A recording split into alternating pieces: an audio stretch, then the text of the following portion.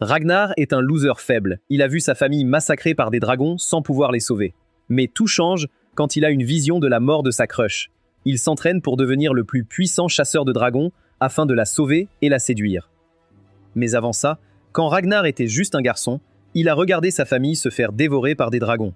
Tout le monde le croyait maudit et responsable de la mort de ses parents. Un jour, une chasseuse de dragons nommée Lyannika l'a trouvé et lui a demandé de chasser avec elle. Elle a promis de lui apprendre à survivre dans ce monde froid, et Ragnar, malgré son scepticisme, a accepté de l'accompagner. Lors de leur première chasse, Ragnar a été émerveillé de voir Pipsqueak anéantir un puissant dragon. Il a réalisé à quel point elle était forte et a décidé de rester à ses côtés. Avec les années, ils sont devenus partenaires et ont chassé ensemble. Mais Ragnar étant un poids mort, Léo devait constamment le sauver, car elle est la plus forte chasseuse de la ville.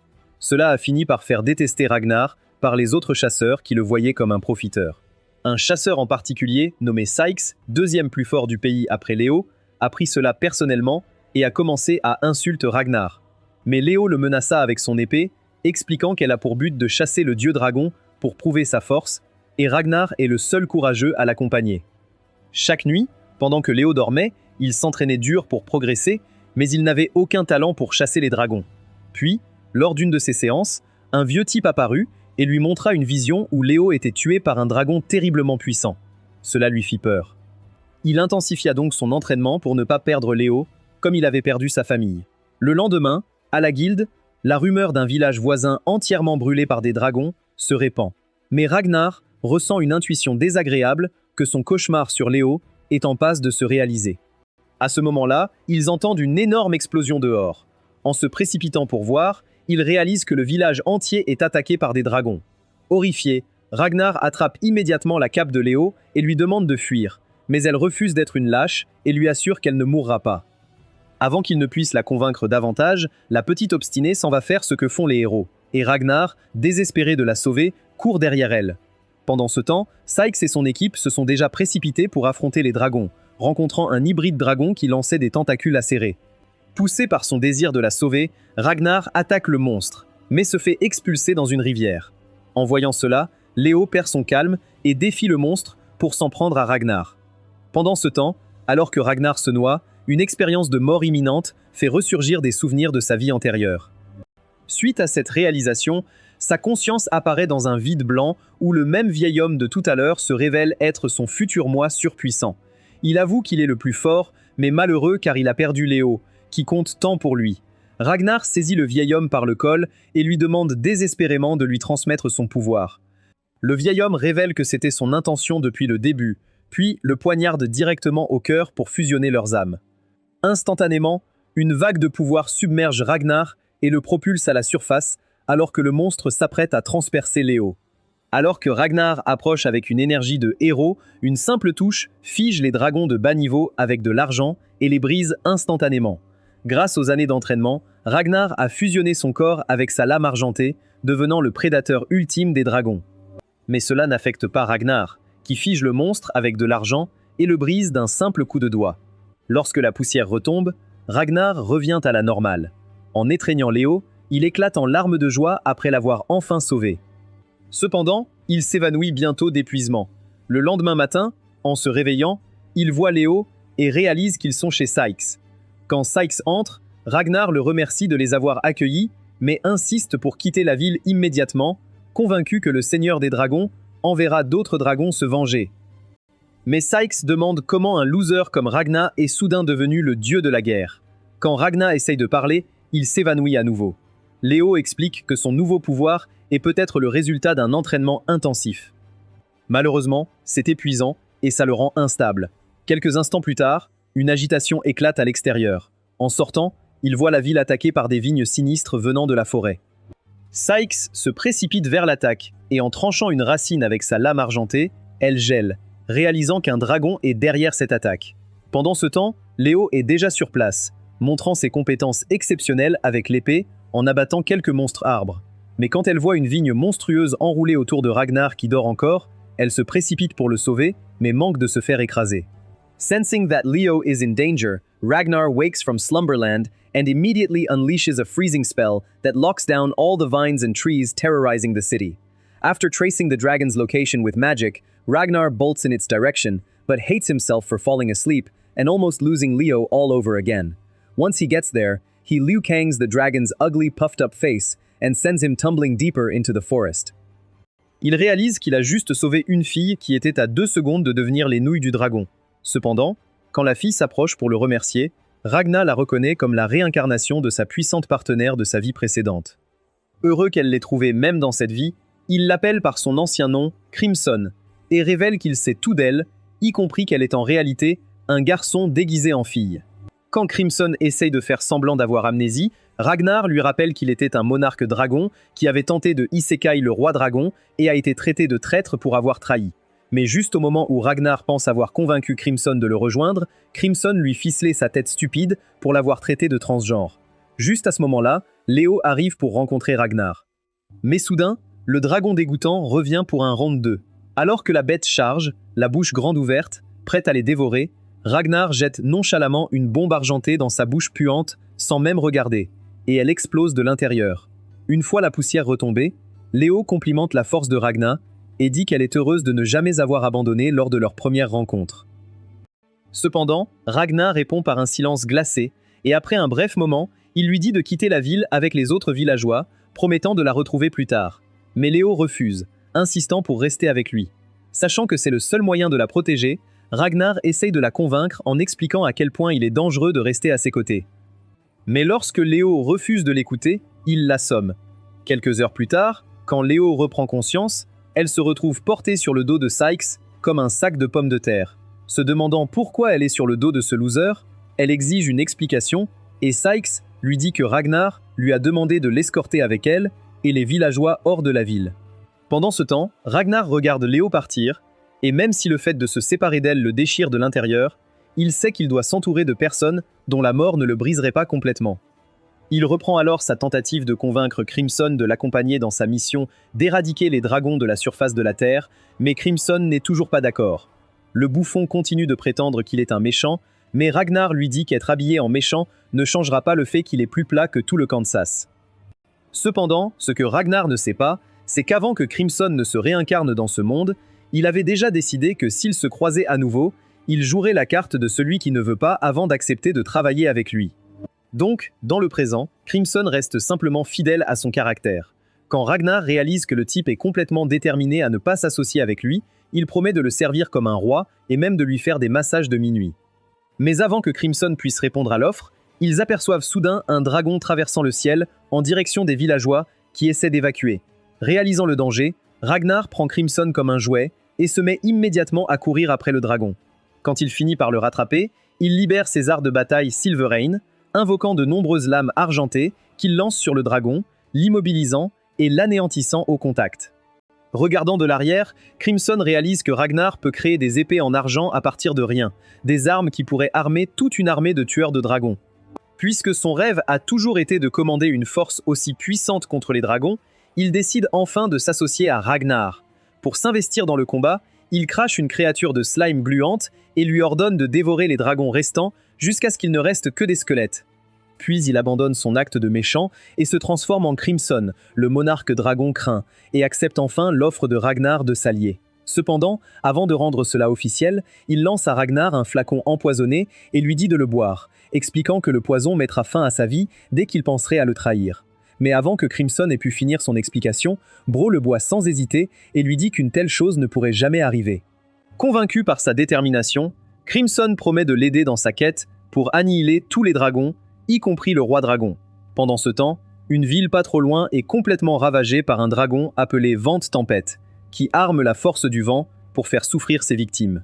Il ne prend que des femmes en otage et les torture pour son plaisir sadique. De plus, la ville est attaquée par des dragons de bas niveau, et les chasseurs de dragons locaux font de leur mieux. Cependant, ils sont faibles et dépassés, et une bonne partie d'entre eux finit dans le ventre des dragons. À ce moment-là, Ragnar et Crimson arrivent pour les aider, et Ragnar abat plusieurs dragons, laissant les chasseurs hébétés. Une fois terminé, Crimson lui dit qu'il veut voir ses pouvoirs d'argent en action contre les dragons.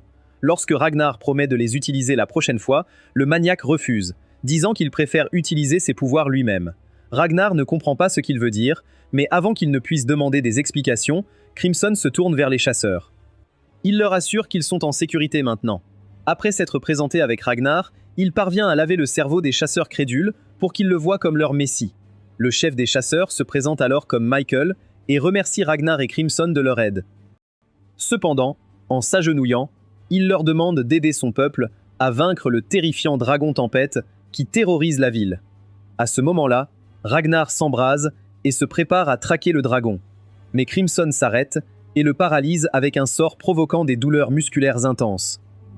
Avec Ragnar au sol, incapable de bouger, Crimson dégage des ondes menaçantes et révèle son intention d'utiliser le pouvoir de Ragnar pour atteindre ses propres objectifs. En se tournant vers Michael, Crimson propose qu'ils éliminent le dragon tempête, mais seulement si les chasseurs promettent d'être ses loyaux fantassins désespérés de sauver leur ville. Michael et les autres acceptent, et Crimson leur promet un équipement d'argent de haut niveau. Le lendemain matin, Crimson amène son équipe de chasseurs à son entrepôt, où il les équipe de nouvelles mitrailleuses avant la chasse. Plus tard, il utilise les pouvoirs d'argent de Ragnar pour plaquer les balles, tandis que les chasseurs tirent sur des cibles pour affiner leur précision. Pendant ce temps, Ragnar n'est pas content du plan sinister de Crimson. Mais Crimson se moque de savoir si les débiles vivent ou meurent. Il est plus préoccupé par l'abandon de Léo par Ragnar. Lorsqu'il en parle, Ragnar refuse d'en discuter, mais Crimson insiste, soulignant que Léo est sa seule motivation et le prévient de prendre soin d'elle.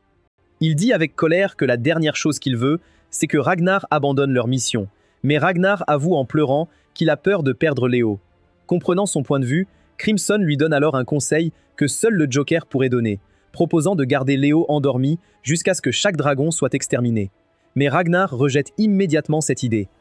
En réponse, Crimson le traite avec colère comme une femme au foyer des années 90, avant de se préparer pour l'affrontement avec le dragon tempête. Plus tard dans la nuit, après avoir motivé son équipe, il se dirige vers l'emplacement du dragon tempête. Une fois arrivé, Crimson prend un mégaphone et commence à provoquer le dragon tempête. Sa stratégie fonctionne à merveille. Alors que le dragon tempête charge en furie, Crimson appuie à fond sur l'accélérateur, les dirigeant vers le soleil pour inciter le dragon à croire qu'ils vont utiliser la lumière du soleil. Cependant, le véritable plan de Crimson est d'attaquer avec toute sa puissance. Il donne à son équipe le feu vert pour ouvrir le feu. Il commence avec des balles ordinaires pour tromper l'ennemi, mais dès qu'ils prennent de la distance, Crimson ordonne de passer aux balles en argent. Dès que les balles touchent la tornade, elles se figent, provoquant l'éjection du dragon tempête. Sans défense, le slime de Crimson attaque, et, alors qu'il engloutit le dragon, il le heurte contre une gigantesque flèche en argent. Dans une dernière tentative désespérée, le dragon essaye de retirer la flèche de sa poitrine. Mais avant qu'il ne puisse, Crimson l'écrase avec sa voiture. Pour l'achever, les chasseurs de dragons l'achèvent avec des balles en argent. Et après que le soleil ait rôti son corps, l'un des chasseurs lui tranche la tête. En regardant depuis la voiture, Crimson révèle à Ragnar que la tactique utilisée pour abattre le dragon tempête exploitait son ego surdimensionné. Une fois le calme rétabli, les chasseurs remercient Crimson de les avoir sauvés. Ils le remercient également pour les armes et le véhicule. Mais Crimson balaye les éloges et leur souhaite un bon voyage pour quitter le pays. Après cela, il applaudit et efface tous leurs souvenirs de lui avant de les renvoyer. Une fois la mission de chasse au dragon accomplie, Crimson allume la radio pour voir quelles autres villes sont attaquées. C'est alors qu'un bulletin annonce une attaque massive de dragons dans une ville près de la frontière. À cause de cela, chaque citoyen du royaume a reçu l'ordre d'évacuer vers la capitale, considérée comme l'endroit le plus sûr. Une fois le bulletin terminé, Ragnar pense que tout cela est un piège pour éloigner les gens de la frontière et les enfermer dans la capitale. Ils proposent donc d'y aller eux-mêmes, et Crimson est d'accord. Pendant ce temps, 5 jours plus tôt dans la capitale, le roi a appris la série d'attaques de dragons qui ravagent les villes du royaume. Il n'a pas perdu de temps à envoyer des chasseurs de dragons dans chaque ville touchée. Bien qu'il se sente rassuré que la capitale soit protégée par une barrière solaire, la pensée de son peuple bloqué dehors le ronge. Soudain, le temps se fige et le roi reçoit une visite inattendue d'Ultimasia, la monarque ailée et la progénitrice des dragons. Alors que le roi se demande comment elle a passé la barrière, Ultimasia va droit au but et révèle qu'elle est là pour le prévenir. Elle lui dit que le dieu dragon a déjà donné l'ordre d'effacer tous les êtres humains. Le roi est stupéfait d'apprendre cela, mais Ultimasia lui assure que ce sera un véritable carnage et qu'il n'y a absolument rien que quiconque puisse faire pour l'arrêter. De retour au présent, un homme chauve informe le roi des défis économiques qu'ils devront affronter s'ils continuent à laisser entrer plus de gens dans la capitale. Malgré tout, Le roi fatigué lui ordonne de continuer à laisser entrer tout le monde. Pendant ce temps, dans le ciel, après qu'Ultimatio ait appris la mort du dragon tempête, elle envoie Walt à Kamui, le dragon supérieur le plus redouté en combat, pour s'occuper de ceux qui sont responsables. Pendant ce temps, Ragnar a un aperçu de l'avenir sous la forme d'un rêve où il se retrouve capturé par les dragons après avoir tenté de les attaquer et il est brutalement torturé. Lorsque Walter Kamui essaye de protester, elle lui taille le crâne avec sa grande lame pour le faire taire et se présente gentiment à Ragnar. Elle dit qu'elle est ravie de l'accueillir dans sa merveilleuse famille de dragons, mais Ragnar n'a aucune idée de ce que cette folle au visage mignon raconte. Choqué par cette révélation, Ragnar lutte contre l'offre de toutes ses forces, mais son corps est trop faible pour bouger. Pendant qu'il se débat intérieurement, Ultimatia tire son sang et, par magie, le tisse en forme de dague. Pour commencer la transformation, elle soulève Ragnar du sol et, tout en l'enlaçant, lui dit doucement de ne pas avoir peur avant de plonger la lame profondément dans son dos. Au moment où le sang de la progénitrice touche ses veines, Ragnar pousse un cri déchirant alors que la transformation commence. Juste à ce moment-là, Ragnar se réveille, réalisant que ce n'était qu'un cauchemar et qu'il est dans une voiture en route vers la capitale. À leur arrivée, Ragnar a soudain une diarrhée explosive en voyant la foule massive et finit par vomir. Cela lui rappelle que la seule raison pour laquelle un désastre social comme lui pouvait fonctionner parmi les foules, c'était parce que Léo avait toujours été là avec lui. Une fois qu'il se reprend, Crimson ordonne à son slime, qu'elle a remodelé en forme de petit gamin, de s'occuper de lui jusqu'à son retour. Elle lui dit qu'elle reviendra dans 2 heures et lui fait bien comprendre qu'il ne doit rien faire de stupide. En traversant la ville, Crimson réalise qu'avec un tel afflux de réfugiés, il serait impossible pour le roi de s'occuper de tout le monde. Cela la pousse à soupçonner qu'un appel secret de la population est en cours.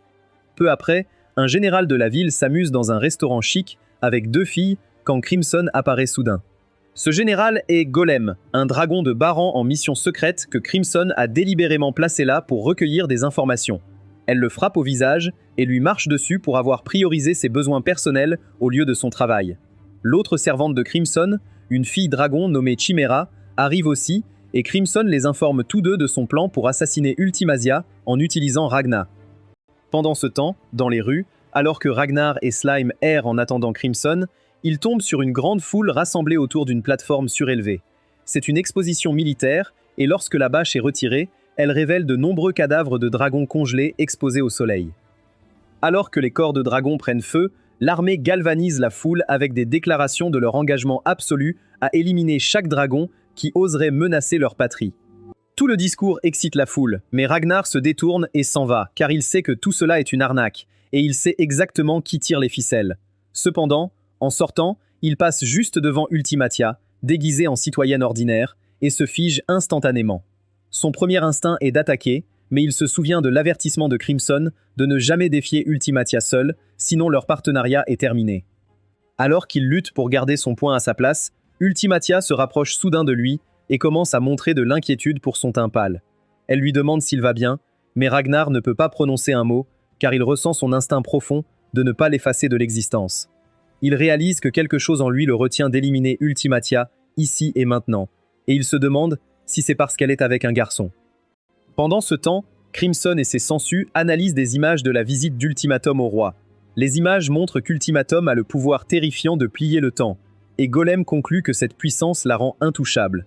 Dans la rue, Ragnar abandonne enfin, réalisant qu'il n'a pas le courage d'attaquer Ultimatum. Juste au moment où il part, un des dragons de bas étage d'Ultimatum, un petit triste nommé Nebulim, arrive pour prendre de ses nouvelles. Dès que Nebulim sent l'odeur abominable de Ragnar, il réalise que ce type doit être un chasseur de dragons.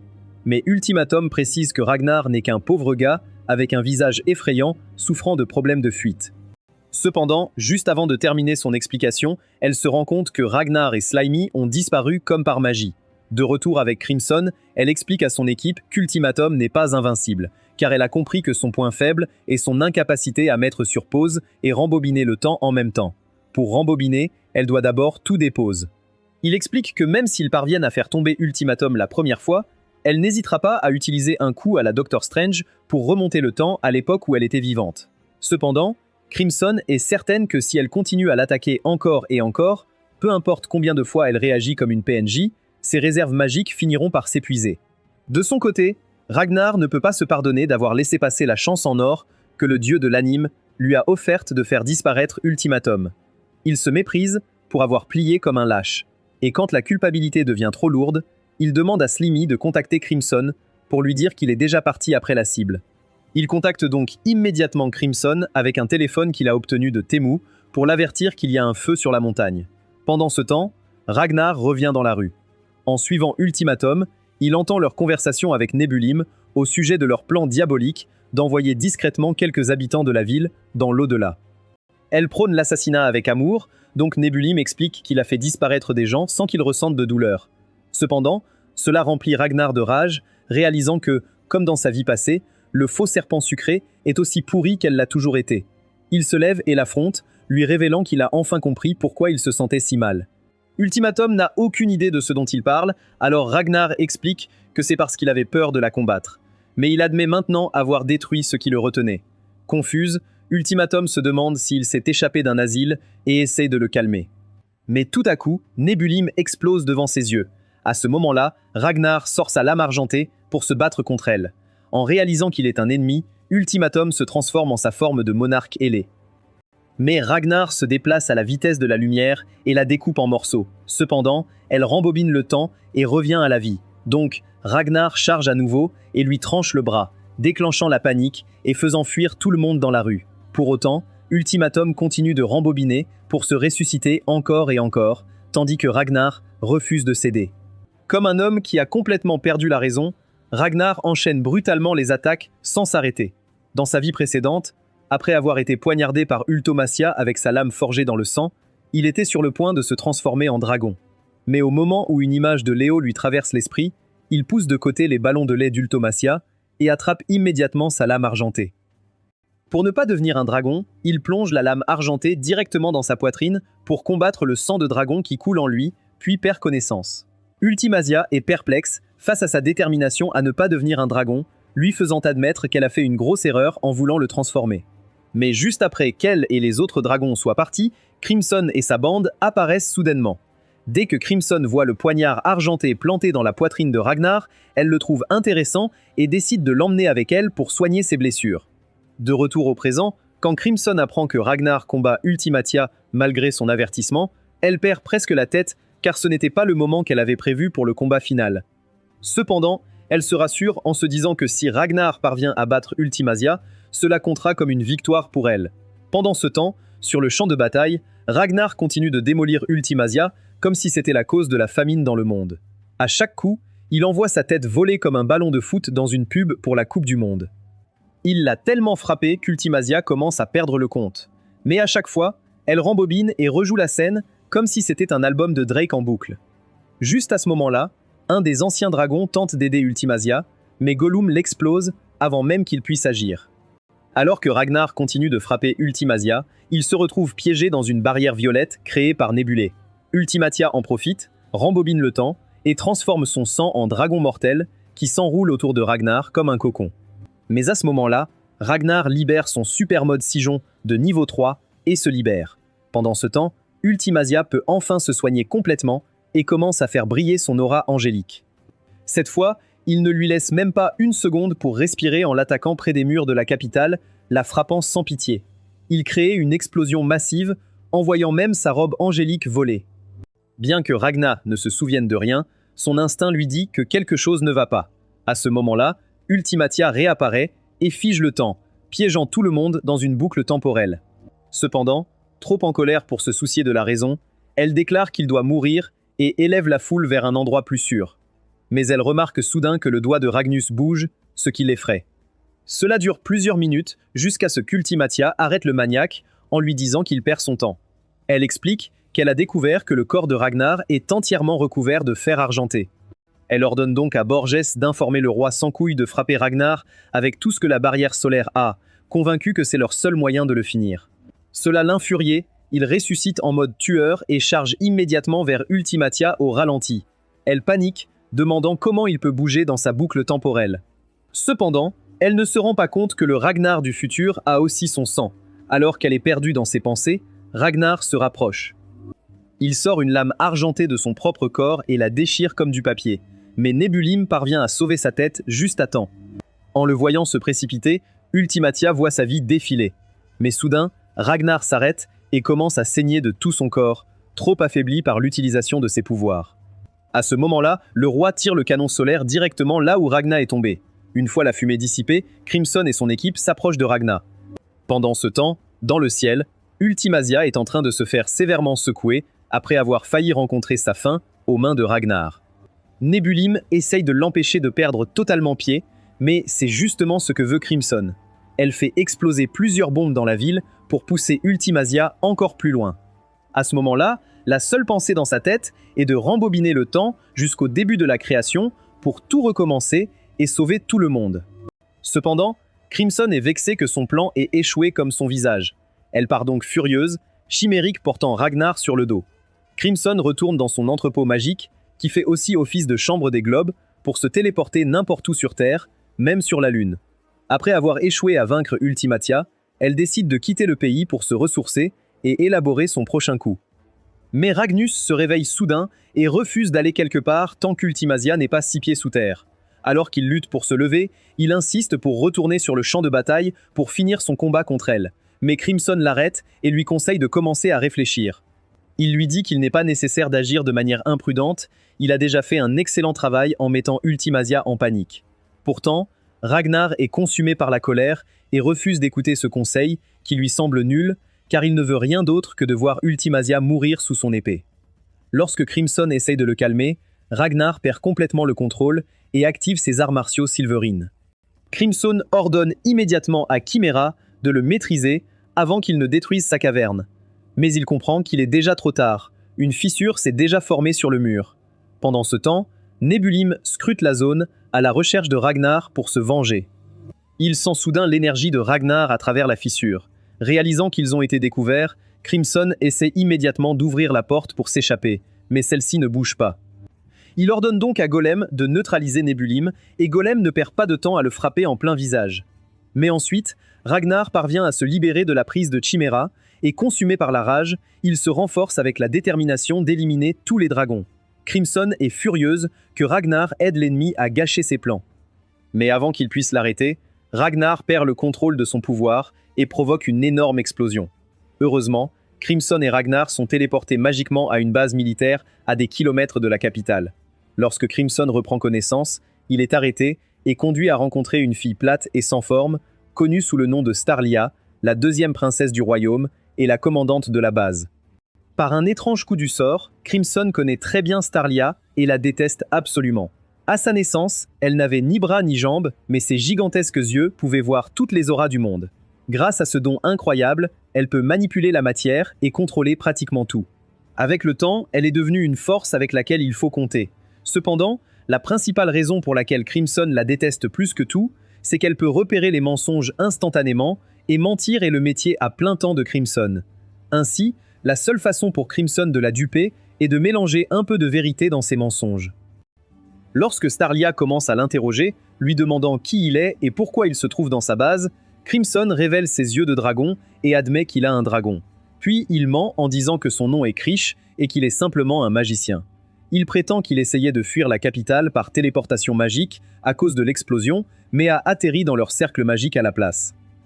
Tout au long de l'interrogatoire, Crimson fait de son mieux pour contrôler son aura afin que Starlia ne réalise pas qu'il est un menteur pathologique.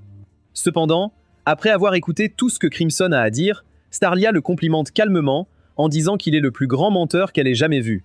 Elle lui dit qu'il mérite un record du monde Guinness, puis lui remet une magnifique épée en argent en récompense de sa tromperie extraordinaire. Elle explique qu'elle donne des armes aux personnes qui la fascinent. Mais dès que la main de Crimson entre en contact avec elle, l'expression de Starlia se dégrade et elle la reprend aussitôt. Elle révèle que depuis sa naissance, elle n'a pas de bras. Pour compenser cela, elle a armé tout son corps de métal argenté. Grâce à l'argent, ses yeux peuvent voir au-delà des émotions d'une personne et percevoir la vraie nature des choses. Elle explique qu'au moment où Crimson a touché sa lame en argent, elle a senti qu'il était couvert d'une masse noire de mort. Starlia ordonne alors à son armée de saisir Crimson et l'accuse d'être le responsable de l'explosion dans la capitale. En panique, Crimson jure qu'il est innocent et supplie le personnel militaire autour de lui de le sauver. Mais Starlia ne croit pas à son acte, alors elle lui lance une épée. Crimson crie de peur alors que l'épée s'approche de lui. Mais en réalité, il s'en moque car il ne va pas mourir ici et fera juste semblant de mourir pour sortir par le sous-sol plus tard. Mais Ragnar surgit soudain pour arrêter la lame à main nue. expliquant qu'il est le seul au monde autorisé à frapper Crimson avec son épée. Pendant que les autres se demandent comment Ragnar est entré sans qu'il ne le remarque, la princesse Starlia faiblit et tombe soudainement. Elle panique, comme si elle venait de voir un fantôme, tandis que sa tutrice Nazarina essaye immédiatement de couvrir ses draps de pêche, sales des regards du public. Lorsque Nazarena demande quel est le problème, Starlia désigne Ragnar et le décrit nerveusement comme une épée argentée avec des bras et des jambes. Alors que les autres voient Ragnar comme un mauvais perdant couvert de bandages, Starlia panique car son aura lui permet de voir ce que les autres ne perçoivent pas. Convaincu que Ragnar a fait quelque chose à leur commandant, 3 soldats s'élancent, mais Ragnar les envoie tous dans les airs d'un seul coup. En voyant sa puissance, Starlia est complètement perdue et réalise qu'il est la fusion parfaite de l'humain et du Sylvaren. Elle comprend qu'il est l'homme le plus proche de la perfection, son corps étant sculpté comme un dieu grec, et en plus, il a une énorme épée argentée. Starlia tombe instantanément amoureuse de Ragnar et commence à rougir comme une fille amoureuse de sa célébrité préférée. Crimson est choqué par la réaction de la princesse, car il ne s'attendait pas à ça. Quand Ragnar essaye d'expliquer, la princesse Starlia cache son visage rougissant par embarras. Pourtant, Ragnar précise qu'il n'a pas l'intention de se battre, et avec Crimson lui murmurant à l'oreille, il déclare qu'ils sont prêts à obéir à tous les ordres. Une fois ça réglé, l'unité les jette tous les deux dans une cellule le temps de réfléchir. À l'intérieur, Crimson plante son pied sur le crâne de Ragnar pour le punir d'avoir ignoré ses ordres et d'avoir détruit son entrepôt. Ragnar s'excuse d'avoir démoli l'entrepôt, mais précise qu'il n'a aucun regret d'avoir affronté Ultimatia et qu'il recommencerait sans hésiter. Crimson écrase donc encore plus son pied en réponse. Ragnar rappelle alors à Crimson le slime, et par chance, Crimson trouve une goutte de slime sur le cou de Ragnar, alors elle l'utilise avec ses cheveux pour ramener le slime à la vie. Cependant, quand le slime apparaît, il se ratatine comme du linge laissé dans le sèche-linge, ce qui pousse Crimson à accuser Ragnar d'une nouvelle perte. Après les excuses de Ragnar, le slime demande où il se trouve. Crimson explique qu'ils sont dans une base d'entraînement souterraine, mais ensuite il révèle que les personnes dans la structure sont en danger, car en un rien de temps, Tara et Zora, les dragons belliqueux, vont attaquer. Il vaut donc mieux qu'ils s'échappent vers la capitale. Pendant ce temps, la princesse Starlia est toujours amoureuse du riz argenté de Ragnar et ne peut pas cesser de penser à lui. Nazarena lui donne une gifle pour la sortir de son monde amoureux et la gronde pour avoir laissé un garçon qu'elle vient de rencontrer lui troubler l'esprit. Pourtant, Starlia déclare qu'elle est prête à mourir pour ce gros morceau d'argent qu'elle a rencontré, et Nazarena réalise que la fille a vraiment faim. Cependant, Nazarena lui rappelle qu'elle est censée être la commandante du puissant corps Argentum. Sans son dévouement total, l'armée n'est qu'une bande de vauriens talentueux. Elle conseille aussi à Starlia que tomber amoureuse est tout à fait acceptable, mais elle ne doit pas laisser cela engloutir ses responsabilités. Motivée, Starlia convoque une réunion d'urgence avec son équipe pour discuter de l'attaque de dragons prévue sur leur base. Un de ses généraux révèle dernièrement que les dragons se comportent étrangement car il n'y a pas de signe significatif d'une attaque imminente. C'est presque comme si les dragons avaient complètement oublié leur mission d'attaquer la base. Mais plutôt que cela rassure Starlia, cela l'inquiète, lui faisant se demander ce que les dragons supérieurs prévoient. Elle ordonne à ses généraux de ne pas baisser leur garde et de continuer à renforcer leur défense en cas d'invasion soudaine. En demandant où en est le cercle de téléportation prévu pour l'évacuation, le général aux cheveux blonds et sans yeux l'assure nerveusement qu'il sera prêt dans 2 jours. Juste à ce moment-là, Crimson et Ragnar interrompent la réunion et les pulsions de Starlia commencent à la faire rougir à la présence de Ragnar. Ses commandants deviennent hostiles envers Ragnar et exigent de savoir comment ils ont réussi à quitter leur cellule, et Crimson explique sarcastiquement qu'ils ont simplement demandé poliment aux gardes de les libérer. Crimson révèle alors qu'ils sont là pour proposer un partenariat où ils s'échapperaient ensemble. Il promet de les aider à obtenir le sang de dragon dont ils ont besoin pour activer le cercle de téléportation et aussi à lutter contre les dragons, mais seulement s'ils acceptent de travailler ensemble. De plus, il dit qu'il fournira des informations précieuses sur les dragons supérieurs qui les attaqueront et aussi qu'il leur offrira une super arme pour tuer les dragons, qui est Ragnar. Mais Starlia refuse avec colère son offre tout en gardant les yeux fermés pour ne pas voir le visage bandé de son béguin. Réalisant que le plan de partenariat pourrait échouer, Crimson pousse immédiatement Ragnar en avant et lui demande d'utiliser son riz et son charme pour convaincre la princesse. Ragnar acquiesce et promet à la princesse amoureuse un abonnement à vie pour utiliser son épée argentée. Toutefois, elle doit choisir, mais seulement si elle accepte le partenariat. La princesse Starlia lutte un bref instant pour résister à cette offre tentante. Cependant, lorsque ses impulses incontrôlables l'emportent, elle cède et accepte l'alliance à la condition que toute la planification passe par elle. Plus tard dans la nuit, À la base des dragons, Walti Kamui fait une visite surprise à Ultimatum dans sa chambre. Il rapporte avoir traqué les chasseurs de dragons qui ont frappé les vents de tempête et montre alors la tête tranchée de Michael. Il se vante d'avoir prévu un combat difficile, mais les chasseurs de dragons se sont trop rapidement rendus pour que cela en vaille la peine. Cependant, en réalisant qu'Ultimatum est toujours blessé par sa défaite contre Ragnar et n'est pas d'humeur à ses blagues, il essaye de l'encourager. Mais le poids de sa première défaite dans l'histoire l'a tellement abattue qu'elle commence à perdre le contrôle de ses capacités de manipulation du temps. Alors Ulti Kamui lui dit d'arrêter de faire la tête et jure de faire payer Ragnar. Pendant ce temps, Ragnar teste son pouvoir et réussit à infuser une lame avec du Sylvaren. Starlia appelle son commandant Ike pour confronter sa lame à son épée. Dès qu'Ike frappe, l'épée de Starlia se fend presque en deux. Tout le monde est choqué et impressionné. Cela prouve que Ragnar ne bluffait pas en disant qu'il était un Sylvarean. Malgré cela, Starlia refuse de reconnaître que l'art de Ragnar en argent surpassait le sien. Elle demande combien de temps la lame peut garder cet état amélioré avant de s'user. Ragnar explique que bien que l'argent renforce la lame, son efficacité diminue avec un usage fréquent.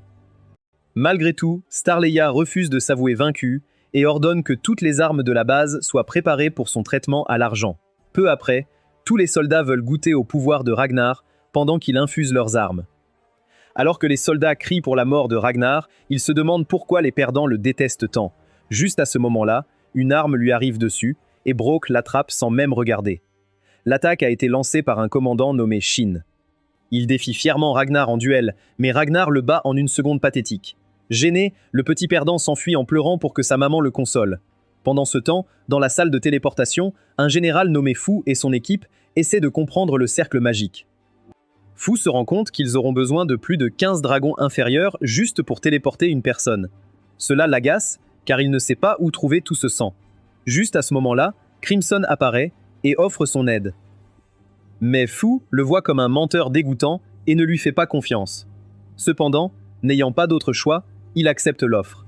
À la base des dragons, Zora convoque tout le monde pour discuter de leur prochaine étape. Il leur rappelle qu'ils ont deux missions.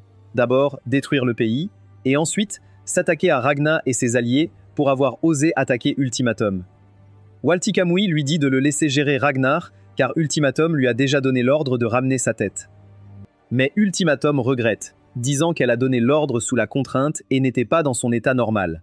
Avant que cela ne mène à une dispute, Nebulim calme tout le monde et assure qu'un jour Ragnar viendra les chercher. Tara, le grand Hulk, rejoint alors la conversation et rappelle à tous que leur objectif ultime est de protéger Ultimatum par tous les moyens. À la base, Ragnar se demande pourquoi Crimson lui a demandé de ne pas utiliser ses arts de combat en argent. Crimson explique qu'il n'est pas encore rétabli et qu'il a besoin de toute sa force pour se battre contre Walti Kamui, qui viendra pour se venger. Alors qu'ils en discutent, la princesse Starlia apparaît et demande à parler à Ragnar en privé. Elle lui montre alors 3 épées recouvertes d'argent qu'elle a fabriquées, et Ragnar est impressionné par son travail.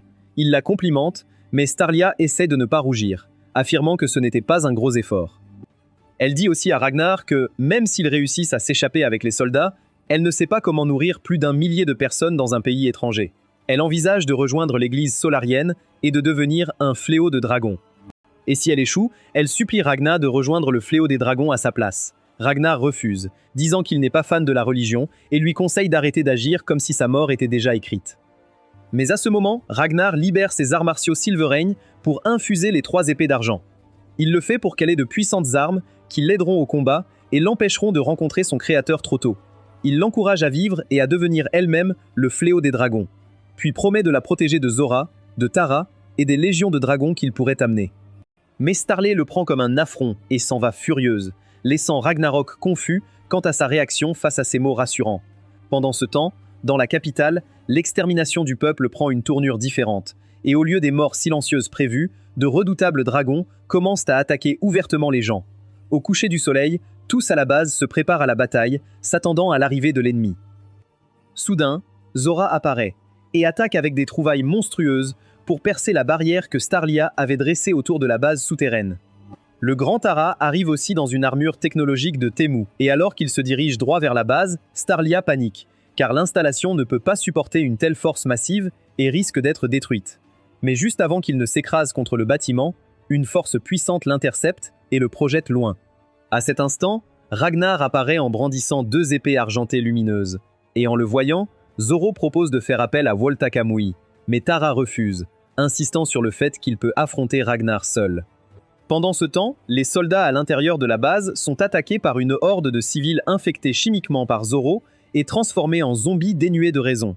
Au début, les soldats hésitent à éliminer leurs semblables. Mais, quand Ike, le commandant, rappelle le conseil de Crimson, selon lequel le pouvoir de Zoro est la synthèse chimique, il ordonne immédiatement à ses hommes de ne pas abaisser leurs armes. Mais il est trop tard, les zombies sont déjà proches, ce qui entraîne une violente bataille entre eux et les soldats. Cependant, les zombies les submergent, et juste au moment où Ike s'apprête à être poignardé par un zombie, Starlia arrive avec des millions d'épées d'argent lévitantes pour les sauver. Elle leur rappelle ensuite que les seules vies qu'ils doivent protéger sont celles des civils qu'ils surveillent, et que tout le reste est un ennemi à éliminer. En dehors du camp, Ragnar et Tara se font face, et après avoir lancé plusieurs coups de sword, Ragnar réalise que l'armure de Tara est trop robuste, et il ne parvient pas à la percer. Il se rappelle la promesse qu'il a faite à Starlia de repousser Zoro et les millions de dragons qu'ils amèneront, ce qui le conduit à se demander s'il n'a pas un peu exagéré. Pourtant, Ragnar est déterminé à vaincre Tara, donc il libère une énorme quantité de pluie d'argent dans sa lame et attaque. Tara riposte en déchaînant une vaste salve de canons sismiques, et lorsque leurs pouvoirs s'affrontent, cela provoque une explosion atomique. Pendant ce temps, Starlia et ses troupes s'enfoncent profondément dans la forêt à la recherche de Tara. Batara est déjà un coup d'avance sur eux alors qu'ils surveillent chacun de leurs mouvements avec ses millions d'yeux inquiétants. Retour au combat, après que la poussière s'est dissipée, Tara se tient debout, tandis que Ragnar est étendu au sol, totalement inconscient. Juste à ce moment, Zoro utilise la télépathie pour prendre des nouvelles de Tara, et Tara lui informe qu'il a gagné. Cependant, Tara pense que le type avec qui il vient de se battre n'est pas le même faucheur qui avait tenté de s'en prendre à Ultimatum. Alors qu'il s'approche de Ragnar, Tara tente de l'achever en le cimentant au sol avec son pied géant. Mais au dernier moment, Ragnar se déplace et prend son épée pour continuer le combat, même s'il est épuisé. Tara est surpris que Ragnar ait réussi à survivre à sa détonation, mais Ragnar a survécu en transférant son corps dans son épée. Cependant, Tara ne voit pas d'intérêt à se battre à nouveau contre lui, puisque Ragnar est déjà faible et épuisé au point de cracher du sang. Il invoque donc des millions de dragons de Baran pour faire le travail à sa place pendant qu'il s'éloigne.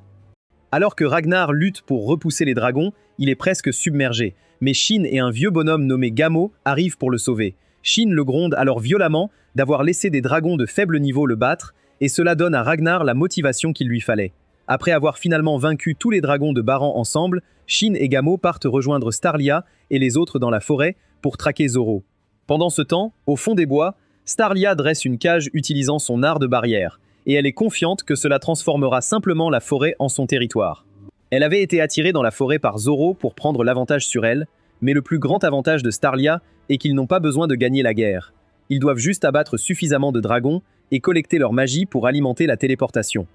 Ce qu'elle n'a pas réalisé, c'est que Zoro sait déjà que la magie des dragons alimente leur téléportation, et tout son plan est de les obliger à travailler 2 fois plus dur pour l'obtenir.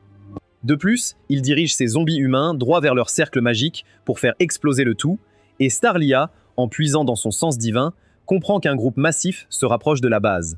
Cela lui fait réaliser que Zoro doit planifier de saboter leur téléportation, alors elle ordonne à ses hommes de neutraliser toute anomalie qu'ils voient dans la forêt. Mais avant qu'elle ne puisse finir de parler, Tara apparaît et lui lance une terrifiante flamme, mais elle crée rapidement une barrière pour encaisser l'attaque. Pendant ce temps, alors que Zoro constate le rythme rapide auquel sa magie de vie de dragon est absorbée par le cercle de téléportation de Starlia et son équipe, il soupçonne que quelqu'un d'autre a dû les aider à atteindre une telle efficacité. Il se rappelle de Nebulim qui lui a parlé d'une mauvaise personne aux cheveux blancs qu'il a vue avec Ragnar le jour où Ragnar a combattu Ultimatum, ce qui amène Zoro à supposer que cette femme doit être celle qui aide Starlia et son équipe. À l'intérieur de la base, Ikki peine à maintenir la défense en un seul bloc lorsque soudainement, il remarque que la plupart de ses hommes ont été silencieusement effacés, sans explication, et cela le déstabilise complètement. Cependant, il soupçonne que le dragon de couleur blanche qu'ils affrontent actuellement doit en être responsable. Alors que ce dragon au regard terrifiant ouvre les yeux, la barrière que Starlia avait créée pour défendre la base disparaît soudainement et le dragon commence à avancer. Paniqué, Ike ordonne à ses hommes de se retirer et demande aux tireurs de rester en alerte. Il réalise que ce dragon blanc utilise de la magie, et se rappelle que Crimson lui a dit que d'autres dragons matures pourraient manipuler le temps. Armé de cette info, il ordonne de tirer, mais le dragon fige le temps et lance des missiles qui déchirent les hommes. Ike est touché mais survit. Même s'il est effrayé, il se rappelle qu'il est le commandant, alors il charge le dragon en espérant frapper. Le dragon attaque avec des missiles, mais Ike les dévie avec son épée et parvient à trancher ses bras. Alors que le dragon tente d'arrêter le temps à nouveau, Crimson arrive et lui lance une balle en argent. Confus, le dragon se demande si Crimson joue et envisage de l'attraper, mais décide finalement de figer le temps. Cela active la balle, qui explose avec la lumière du soleil, rôtissant le dragon sur place. Lorsque le temps reprend, Ike s'aperçoit que Crimson a armé les civils qu'ils sont censés protéger. Quand il proteste, Crimson explique qu'il compte que les civils drogués gênent la téléportation et veut opposer les civils hypnotisés à ceux sous drogue. Soudain, ils entendent une forte détonation venant de la salle de téléportation. Un dragon hybride a fait irruption dans la salle de téléportation pour détruire le cercle, mais Fu ne laisse aucun monstre s'approcher de son cercle. Il confronte la bête et l'abat avec magie. Quand Crimson et les autres entrent, Crimson réalise que Fu vient de vaincre un dragon de 13e niveau, et l'opportuniste en lui commence à concocter des plans pour s'emparer de Fu. Pendant ce temps, dehors, la princesse Starlia est soudain attaquée par un dragon ailé qui la surprend et l'envoie au sol. En même temps, Ragnar, Shin et l'Ancien foncent vers la forêt pour rejoindre Starlia et les autres, abattant tous les dragons sur leur passage. Mais pour chaque dragon éliminé, des centaines d'autres semblent apparaître, et Ragnar commence à ressembler à un toxicomane qui n'a pas dormi depuis 3 semaines. Chaque respiration est un combat, chaque pas est pire que le précédent, mais il refuse de s'arrêter et est déterminé à atteindre Starlia. Soudain, une massive onde de Silverine traverse son corps. Alors qu'une horde de dragons volants lance une attaque depuis les airs, les instincts de Ragnar s'activent et il les repère immédiatement. Enveloppé dans une aura de Silverine, Ragnar se jette sur les monstres et avec seulement le bout de son épée, le métal gèle et anéantit tous les dragons. De l'autre côté de la base, alors qu'une vague de dragons se rapproche d'une Starlia inconsciente, Chris apparaît pour les éliminer et ramener Starlia. Tous ces plans échouant, Zoro est déconcerté que les humains aient dépassé ses attentes en survivant si longtemps. Il décide qu'il est temps de libérer les gros calibres, les dragons matures. Mais une fois ces dragons redoutables devant Ragna, le Gigachad les pulvérise d'un coup d'épée, laissant Shin et Gamo sans voix. 3 autres dragons matures apparaissent juste après, et Ragna ne cligne même pas des yeux avant de les envoyer à la même place. Cela gêne Zoro, car il ne comprend pas comment Ragna supprime si facilement 6 dragons matures et toute une meute de plus faibles. Regarder les contre-attaques parfaites de Ragnar le laisse confus, puis il remarque que les soldats humains tirent sans pitié sur ces zombies drogués, ignorant qu'ils sont aussi des humains. En plissant les yeux pour mieux voir, il réalise que les soldats semblent complètement hypnotisés, ce qui lui fait comprendre que quelqu'un d'autre que la princesse Starlia tire les ficelles. En reliant les indices, Zoro conclut que la même personne qui a fait exploser la capitale sans se soucier des vies humaines est à la tête des opérations à la base. Pendant ce temps, à l'intérieur de la base, Crimson tire dans la main de Fu pour le forcer à activer le portail de téléportation afin de s'emparer du cercle magique. Lorsque Fu refuse à nouveau, le fou ordonne à ses soldats lavés de cerveau de prendre les amis de Fu en otage jusqu'à ce qu'il accepte d'activer le portail. Fu est presque sur le point de céder quand la fille à la frange surgit et lui dit de ne pas écouter Crimson. Elle crie, lui rappelant que les seuls ordres à obéir sont ceux des princesses, pas ceux d'un malade mental.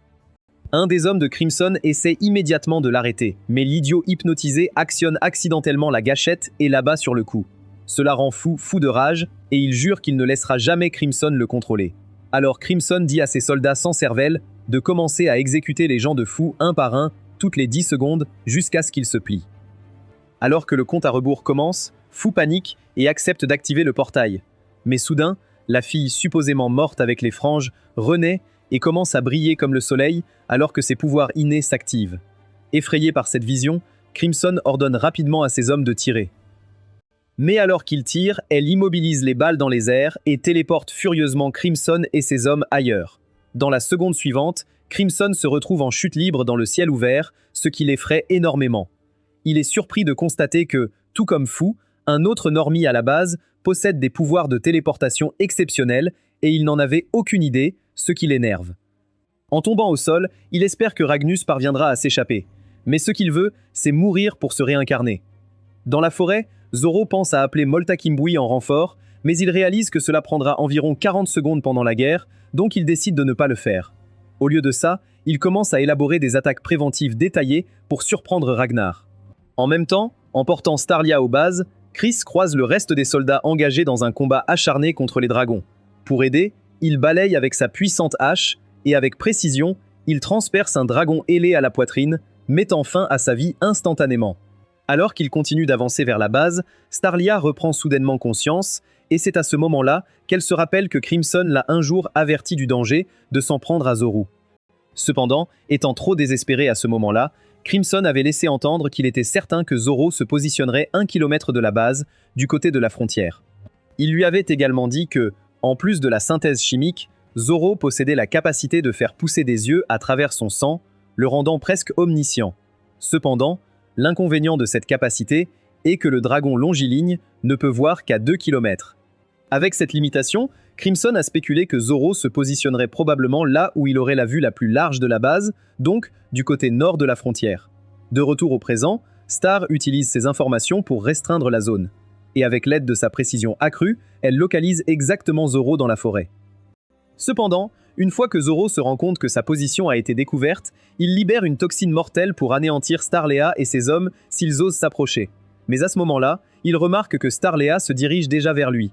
Au moment où il la voit de près, il fige car elle lui rappelle son coup de cœur quand il était encore humain. Cependant, alors qu'il est distrait par ce fantasme, Nazarena apparaît soudainement de nulle part et lui arrache la tête. Malheureusement, quand elle réalise que son corps continue de parler sans arrêt, elle comprend que ce n'était qu'un leurre et que Zorru est toujours bien vivant quelque part.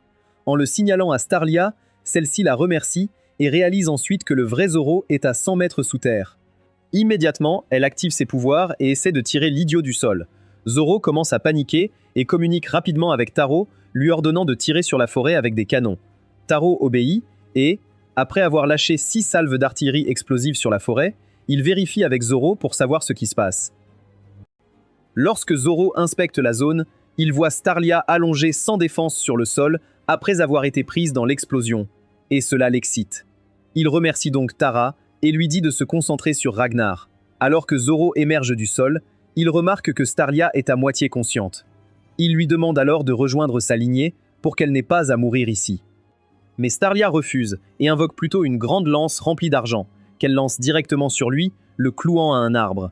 L'argent de la lance fige Zorru, et avant qu'il puisse libérer son poison, 2 soldats arrivent et emmènent rapidement la princesse.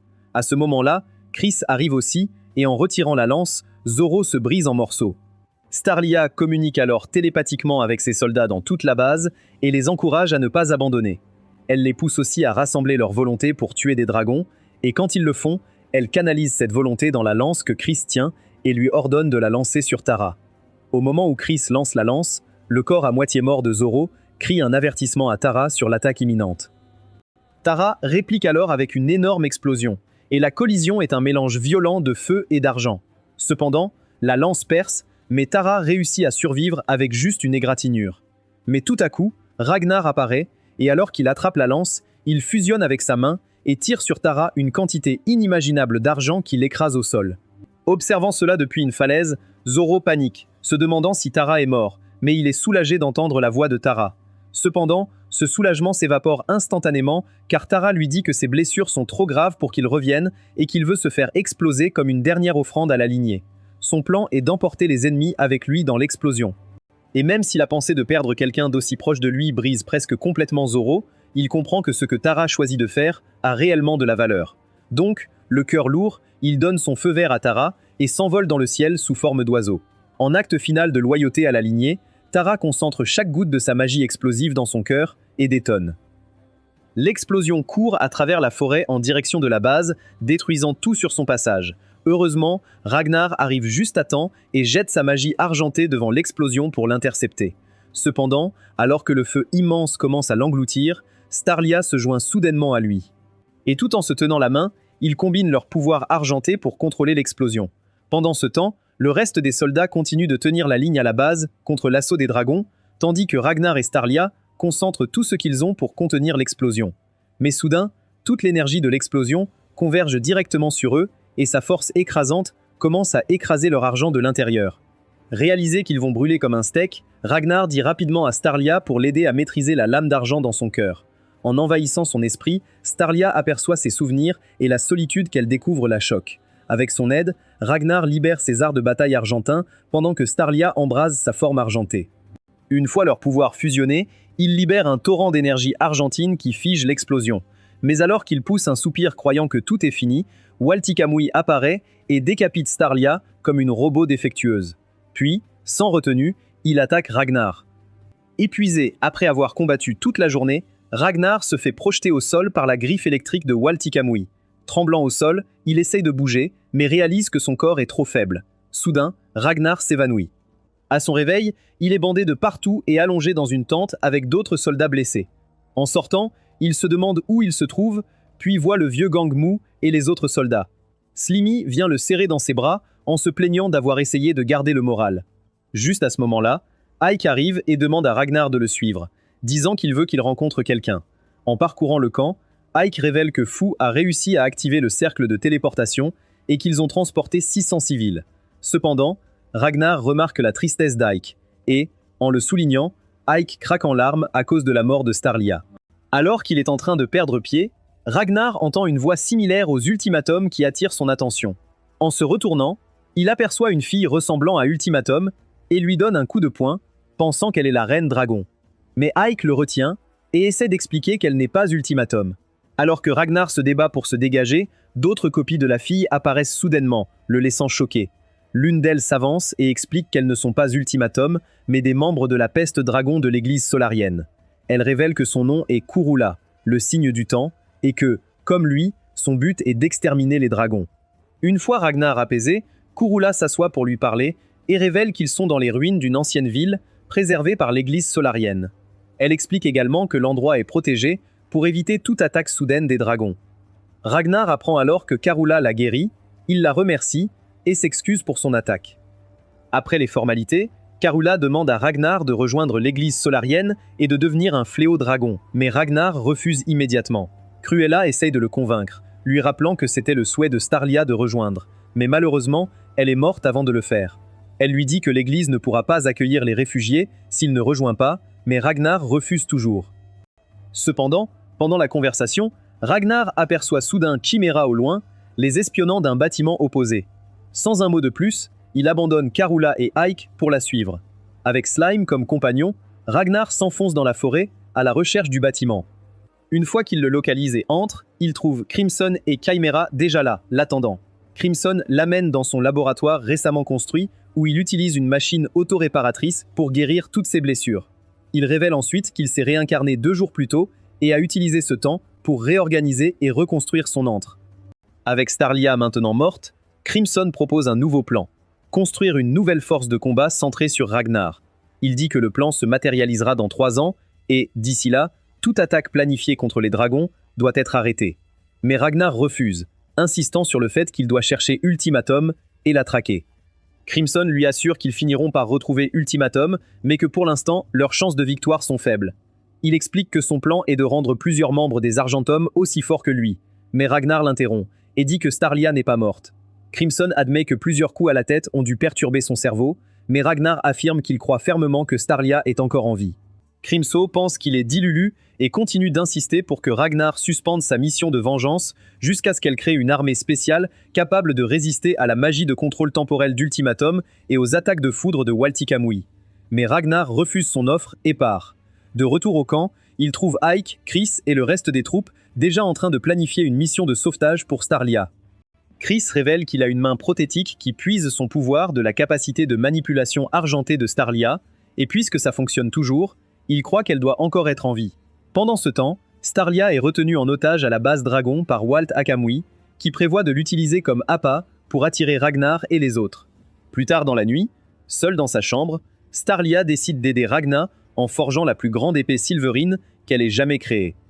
Au camp, Fu aide l'équipe à préparer un autre sort de téléportation pour les emmener à la base des dragons. Mais comme ils n'ont pas de magie de dragon, cela devient un problème. Cependant, à leur grande surprise, Karula et ses copies de carbone apparaissent soudainement et offrent la magie nécessaire pour l'activer. En même temps, Crimson est déprimée après que Ragnar refuse de l'écouter et l'abandonne. Mais lorsqu'elle examine les pieds satellites de la base des dragons, elle remarque une anomalie qui lui fait soupçonner qu'Ultimatum a perdu ses pouvoirs de manipulation du temps. Cette révélation la sort instantanément de sa déprime et elle mobilise immédiatement son équipe pour poursuivre Ultimatum avec Ragna comme appât. De retour au camp, Ike convoque une réunion d'urgence où Nazarena informe tout le monde de son voyage inattendu à la capitale, révélant que chaque âme là-bas a été brutalement assassinée. Elle explique aussi avoir trouvé un immense arbre absorbant les nutriments des veines des victimes. Et lorsqu'elle scanne la zone environnante, elle détecte une énorme explosion de lumière argentée, qui, selon elle, est l'endroit où se trouve Starlia. Alors que tout le monde célèbre la bonne nouvelle confirmant que Starlia est en vie, Ike prévient qu'il suspecte la souveraine ailée et sa bande de dragons d'être également là.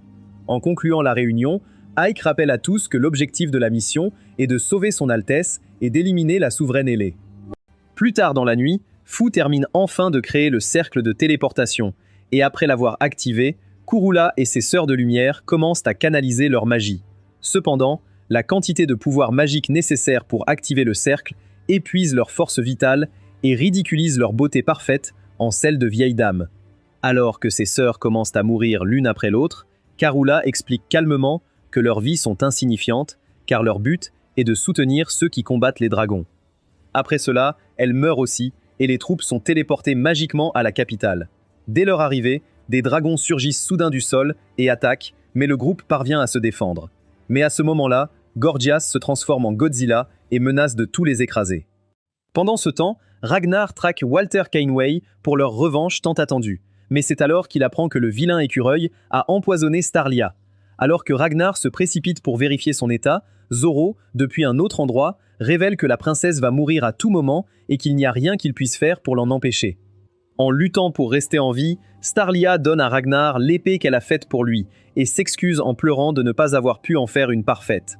Mais Ragnar lui assure que la lame est parfaite, et alors qu'il s'éloigne pour défier Volta Kamui, Nazarena arrive pour s'occuper de Starlia. En marchant vers Volta Kamui, Ragnar commence à rayonner d'énergie sylvarenne et insiste pour que Volta Kamui se transforme en dragon avant qu'ils ne commencent leur combat. Kamui acquiesce avec excitation comme le maniaque de la bataille qu'il est, et alors qu'il se transforme, il invoque ses puissantes lances tout en crépitant d'électricité. La force même de leur collision alors qu'ils s'affrontent oblitère complètement le sol sous eux. Mais Nazarena attrape une épée argentée en vol que Ragna a lancée et l'utilise pour propulser Starlia hors de la zone d'explosion vers la sécurité. Pendant ce temps, Zoro subit une transformation complète en dragon à bec et les soldats Argentum lui lancent tout ce qu'ils ont pour le faire tomber. Le vieux Gamu appuie sur un bouton et se déchaîne sur Zoro avec chaque dernière goutte de force que son corps vieillissant peut encore produire, et la pression implacable de l'assaut combiné des soldats commence explicite à inspirer la peur à Zoro. N'hésitant pas, Zoro libère un brouillard toxique sur eux, mais Gamu le tranche et le renverse au sol. Réalisant que c'est leur chance de mettre enfin Zoro hors d'état de nuire, les soldats se précipitent pour l'achever. Mais soudain, la main prothétique de Chris, alimentée par l'énergie silverine de Starlia, se détache, faisant geler tout le monde à l'idée que cela pourrait signifier que Starlia est morte. Cependant, alors qu'ils sont encore sous le choc, Zoro se transforme en une autre abomination, plus forte et plus féroce que la précédente. Alors qu'il lève son arme massive, Gamo pousse rapidement Shin à l'écart, mais le vieux homme est tranché en deux, mettant fin à sa vie instantanément. En même temps, Ragnar et Walta Kamui continuent de se battre férocement, allant même jusqu'à mener le combat dans l'espace, sans que l'un d'eux ne veuille abandonner. Pendant que Nazarena et Starlia regardent Ragnar se battre dans le ciel, le poison prend complètement le contrôle des organes de Starlia. Et alors qu'elle rend son dernier souffle, Nazarena dit tristement son dernier adieu avant de partir.